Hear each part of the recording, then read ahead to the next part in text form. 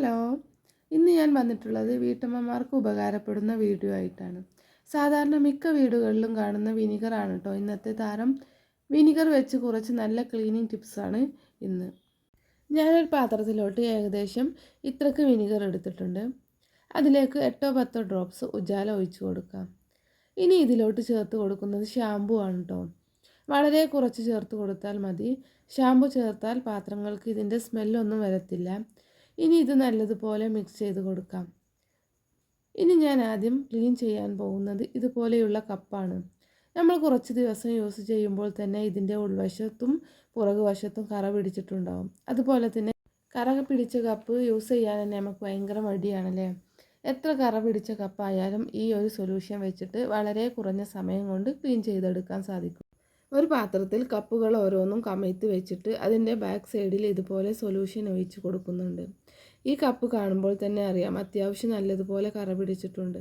ഇനി ഇത് കുറച്ച് സമയം വെച്ചതിന് ശേഷം ഇതുപോലെ ബ്രഷ് വെച്ചിട്ടോ കമ്പിനാര് വെച്ചിട്ടോ ഒന്ന് ഉരച്ച് കൊടുക്കാം. ഇപ്പോൾ നിങ്ങൾക്ക് തന്നെ കാണാൻ പറ്റുന്നുണ്ടാവും ഇതിൻ്റെ അഴുക്കൊക്കെ നല്ലതുപോലെ ക്ലീനായി കിട്ടിയിട്ടുണ്ട്. ഇനി ബാക്കിയുള്ളതും ഇതുപോലെ ക്ലീൻ ചെയ്ത് കൊടുക്കാം. ഇത് വെച്ചിട്ട് ഒത്തിരി പ്രസ് ചെയ്ത് ഉരച്ച് കൊടുക്കേണ്ട ആവശ്യമൊന്നുമില്ല. സിമ്പിളായിട്ട് ഉരച്ചാൽ തന്നെ ഇതിൻ്റെ ഉള്ളിലെ കറയൊക്കെ നല്ല രീതിയിൽ പോയി കിട്ടും. ഇതാണ് കപ്പിൻ്റെ ഫൈനൽ ലുക്ക്. ഇനി ഈ സൊല്യൂഷൻ വെച്ചിട്ട് ഞാൻ ക്ലീൻ ചെയ്തെടുക്കാൻ പോകുന്നത് ഗ്ലാസ് പ്ലേറ്റ് ആണ്.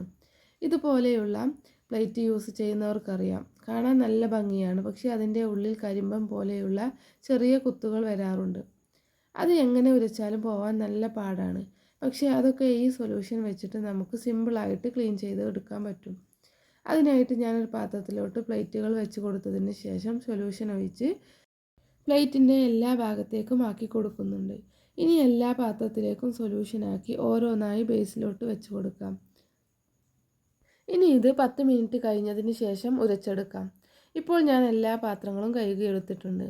ഈ പാത്രങ്ങൾ കാണുമ്പോൾ തന്നെ നിങ്ങൾക്കറിയാൻ പറ്റും നല്ലതുപോലെ ക്ലീനായി കിട്ടിയിട്ടുണ്ട്.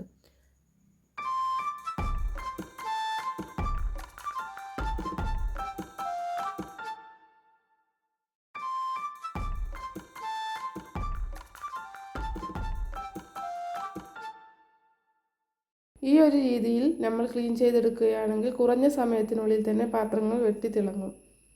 ഈ ഒരു മെത്തേഡ് നിങ്ങൾക്ക് ഇഷ്ടമാവുകയാണെങ്കിൽ ചാനൽ സപ്പോർട്ട് ചെയ്യുക.